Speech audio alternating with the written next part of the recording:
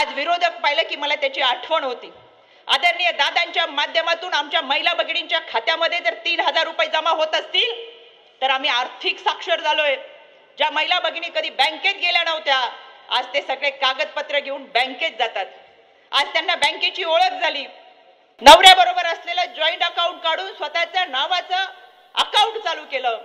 आज त्यांना सरकारमधून पैसे जमा झाल्यानंतर मोबाईलवरती आलेला मेसेज वाचता येतो आणि त्यांना समजतं आपल्या खात्यामध्ये हक्काचे 3,000 रुपये जमा झालेत आणि ही आर्थिक साक्षरता आम्हाला आदरणीय दादांनी दिली।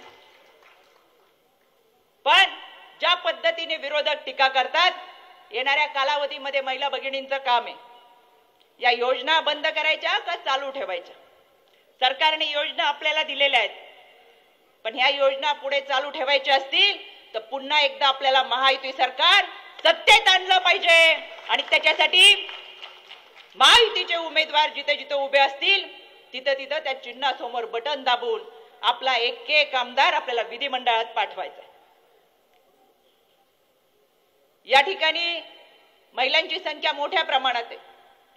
जरा हातवर करून मला सांगितलं किती महिलांनी आम्ही लाडकी बहीण योजनेचा फॉर्म भरलेला आहे, तर आम्हाला देखील समजेल की तुमच्यापर्यंत योजना पोहोचलेली आहे। किती महिलांनी अर्ज भरलेत, पैसे मिळालेत? सगळ्यांना पैसे मिळाले, सगळ्यांचं अभिनंदन। आमच्या भावांना सुद्धा कौतुक वाटतंय, तुमचं जरा टाळ्या वाजून आमच्या महिला भगिनींचं कौतुक करा। 4,500 रुपये खात्यात आलेत। विरोधक विचारतात 1,500 काय होणार आहे, त्यांना काय कळणार 1,500 काय? सोन्याचा चमचा तोंडात घेऊन आलेल्यांना 1,500ची किंमत काय कळणार? हॉटेलमध्ये जेवायला गेल्यावर 1,500ची टिप देणाऱ्यांना 1,500ची किंमत काय कळणार? पण 1,500मध्ये माझी एखादी माऊली डॉक्टरांकडे गेली की तिला स्वतःची फी स्वतः डॉक्टरांना देता येते। तिची मुलगी वयात येत असेल, तिला मासिक पाळी येत असेल तर आई कधी आतापर्यंत तिला सॅनिटरी नॅपकिन घेऊ शकत नव्हती, पण आज आई तिच्या खात्यामधल्या पैशातून त्या मुलीसाठी सॅनिटरी नॅपकिन देऊ शकते, तिच्या आरोग्याची काळजी घेऊ शकते, मुलाच्या शाळेची फी भरू शकते, ती किराणा भरू शकते। आज तिला आत्मविश्वास वाटतोय की माझ्या खात्यामध्ये 4,500 रुपये 3 महिन्याचे जमा झालेत। आजपर्यंत सख्या भावाने सुद्धा एवढी ओवळणी कधी दिली नव्हती, पण या भावाने बहिणीच्या सबलीकरणासाठी तिच्या खात्यामध्ये 4,500 रुपये जमा केलेत।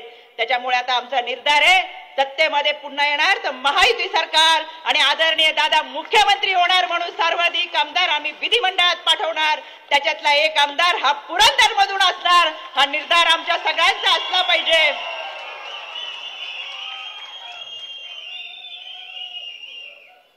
माझ्या अगोदरच्या सगळ्या वक्त्यांनी मनोगतामध्ये व्यक्त केलं की उमेदवारी मिळाली पाहिजे, आपण महायुतीमध्ये आहे।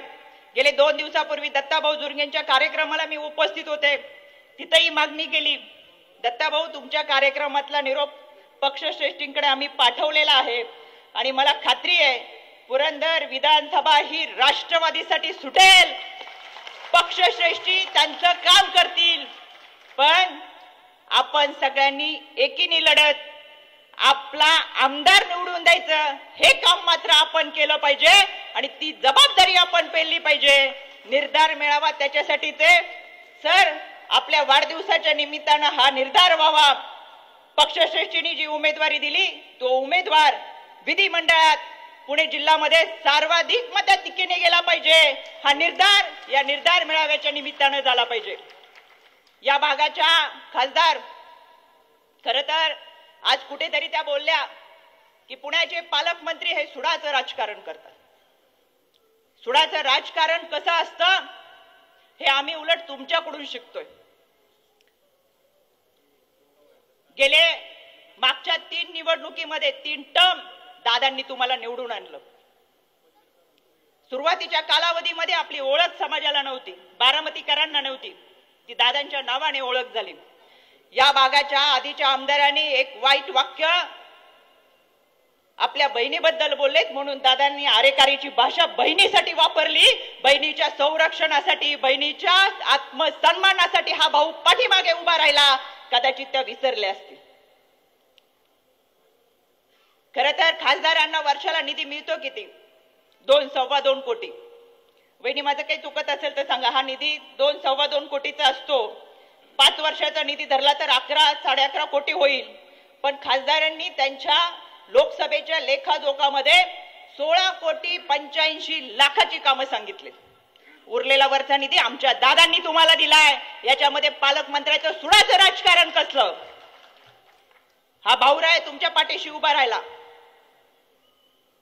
तुम्हाला सावलीसारखं जपलं, पण आता स्वतःला मुख्यमंत्री व्हायचंय म्हणून सातत्याने कोणत्याही पद्धतीचे आरोप केले तर महाराष्ट्रातल्या या दादांच्या लाडक्या बहिणी सहन करणार नाहीत. जशाच तसं उत्तर आम्ही त्याला देऊ. विरोधक ज्या पद्धतीने टीका करतात त्या पद्धतीची उत्तर आम्हालाही देता येतात. पण आदरणीय दादांची शिकवण आहे, काम आणि कामाच्या माध्यमातून जनतेपर्यंत गेलं पाहिजे.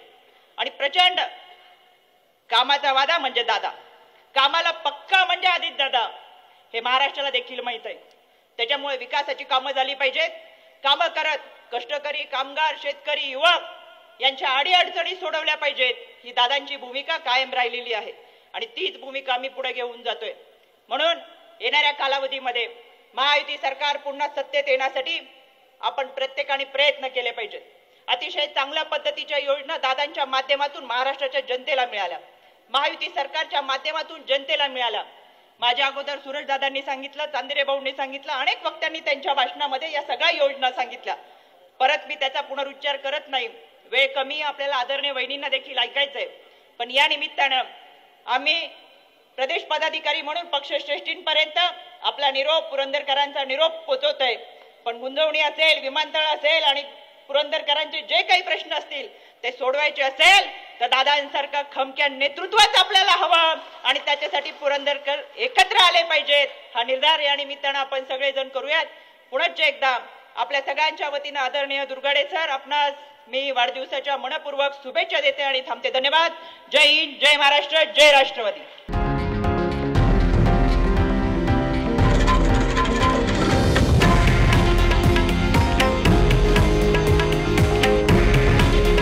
हे आहे देशातील नंबर 1 न्यूज नेटवर्क आणि आपण पाहत आहात TV9 मराठी.